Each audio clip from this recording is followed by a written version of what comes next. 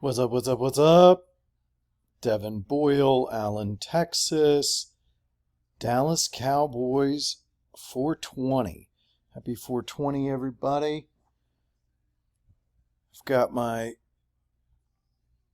life situated, starting a new gig in a couple weeks, so I will have to trust in the process for the off-season, spring training, etc. A good time, but they're working hard and not me. I can focus on money making stuff. I'm going to do this in two quick sections. Happy 420.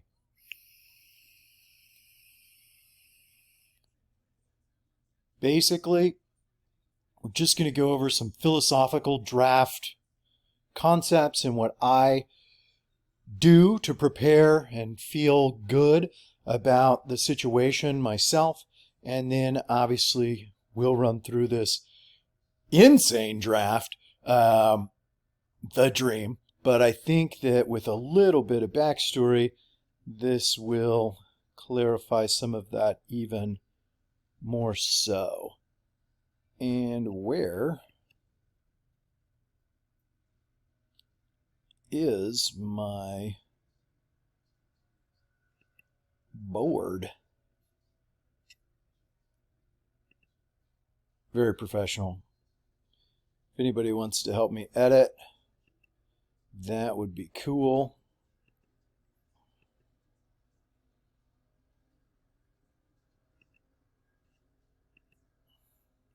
Because you don't need to see any of this. You don't care.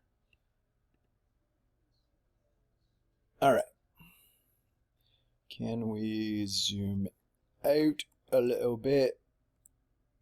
Yes, we can. And I think this is good. We will start.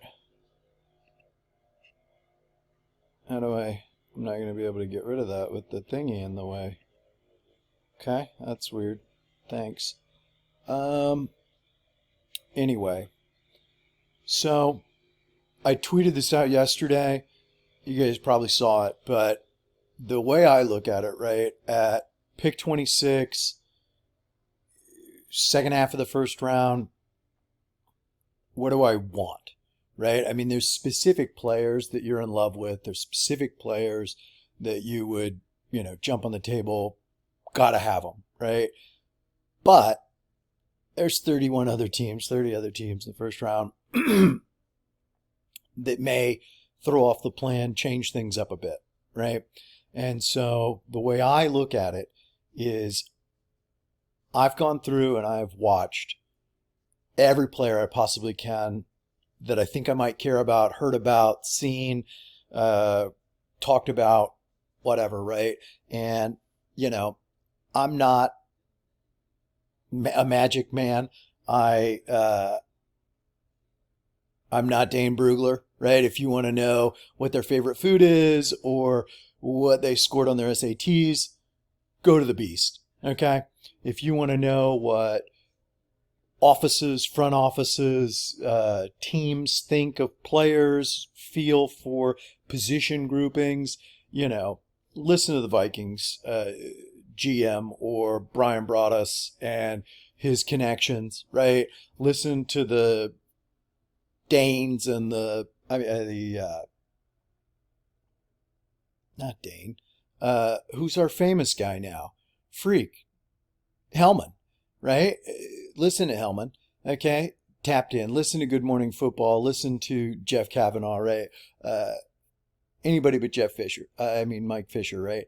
But, just kidding, Fish. But, those guys are plugged in, right? They know people. They hear things at the combine all the way around, right? I meant to grab the 30 visits, but I think we will mostly cover that. I may try and pull it in the next one real quick. But for me, that obviously aligns pretty well. And I think defensively, Quinn's been all over the country and scouts have been all over the country. And offense, I feel like a lot of those guys you see so much and there's so much out there and available, right? The only thing we don't know is medical, right? Like a Kincaid, something like that, and then character and guy, right? What makes him tick? Are they going to take another huge leap? But I say all that when I'm looking, right? 26th pick, right? Bottom of each round, which we'll get into that in the next video too, because, if you have certain guys that you prioritize, can you move around in the draft and really hustle to where you want to be and who you want to get, right? So, just quickly, right? When I pick at 26, I want one of those guys, right?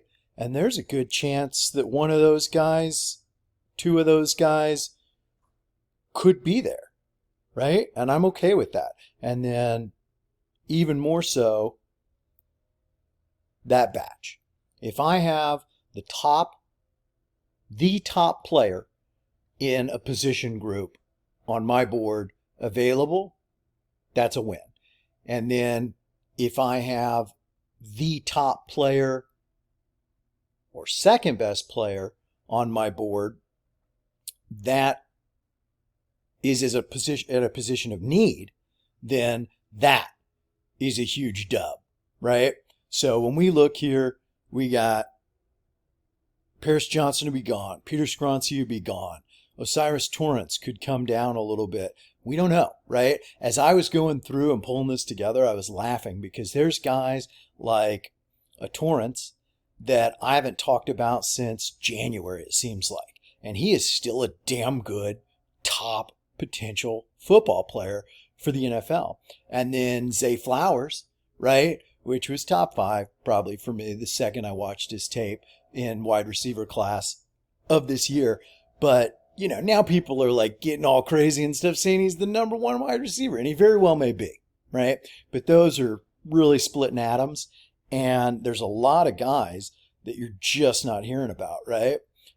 Is Hyatt a bust? Did he go from top 3-5 to, a complete bust? I mean, it's just crazy, and especially as I get into the defensive side, and you guys feel free to screenshot this, take a look, compare it to your board. Tell me what you think.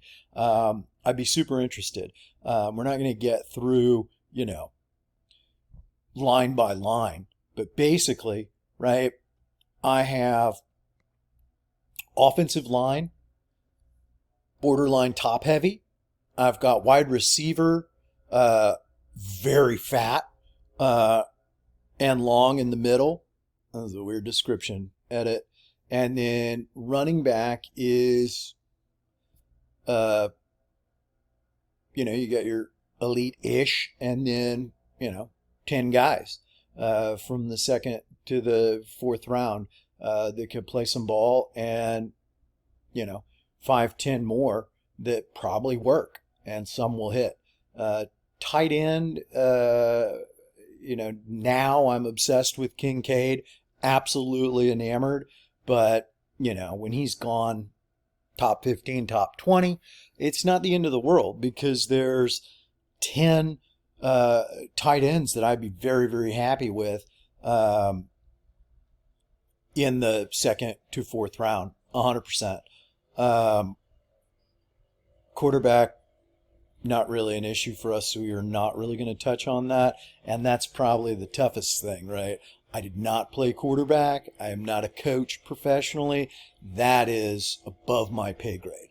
But to get back to what I was saying, Dane versus me or whatever, I literally, kind of a photographic memory or whatever, but we all watch football every day, right? And now we're watching some basketball and hella hockey.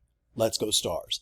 But when I turn a guy on, I'm watching highlights first, and I usually either love or meh on a guy within the first couple plays.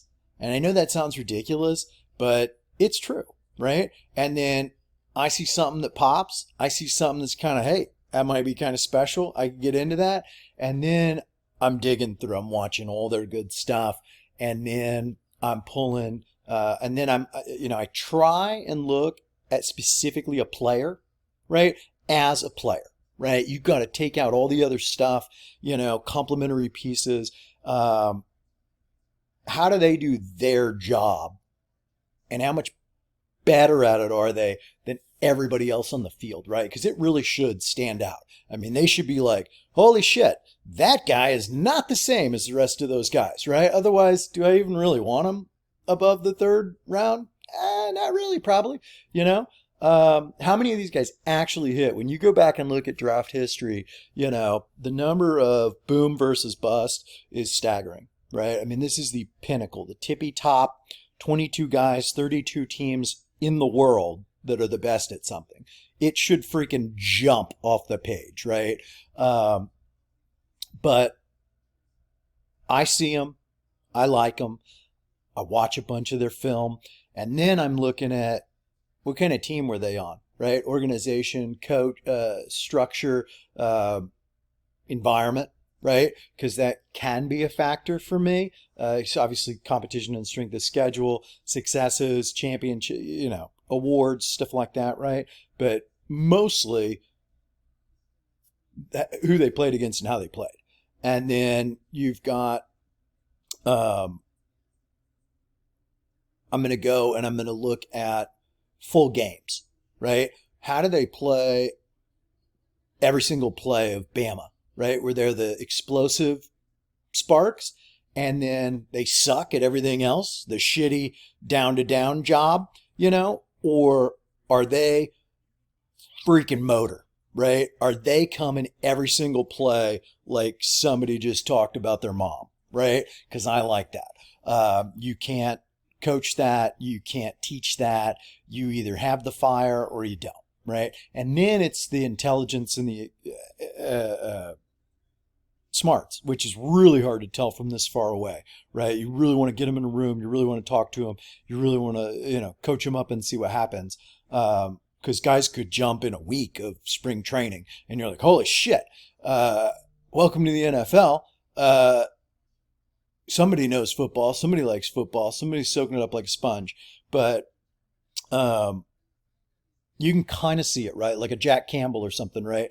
Maybe not the most elite quickness, but the recognition is off the charts, right? That IQ, that vision, that feel for the ball, right? And that is really hard to see, but you can.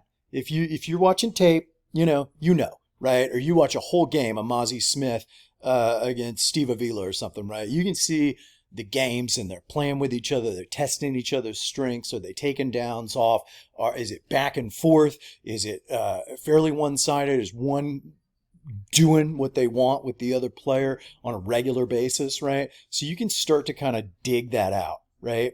And I can't get into every single guy. Obviously, I'm looking at specific positions that I am very concerned with. For the Cowboys, right, you got 4 or 5 that you need to get and you need to play immediately. And then, maybe some depth. Maybe I'll accidentally take a glamour pick or something and regret it later. But this is the same deal, right? If any of these guys are there at 26, you seriously have to consider that is a huge dub. I don't care if it's Brian Branch. I'm just kidding. I do. Do not take Brian Branch. Anyone but a safety in the first round. But you know what I mean, right? If any of these guys are there at a position of need, and I will just mention, right, I really would prefer to break down your where do I see the time? Am I going to run out of time? What's happening? I guess we'll find out. So I would really rather divide your fat boy, giant effing nose tackle, 1T, and 3 technique, right? But I haven't, and I'm not going to because I like the way that it falls within kind of how I'm breaking this down as far as depth of draft, right? There are an absolute ton of linebackers, but this is about all the ones I'm looking at, right? The scouts, the real teams that get paid to do this, they can dig in to the undrafted free agents and find me a diamond in the rough whatever, right? These are my guys. And most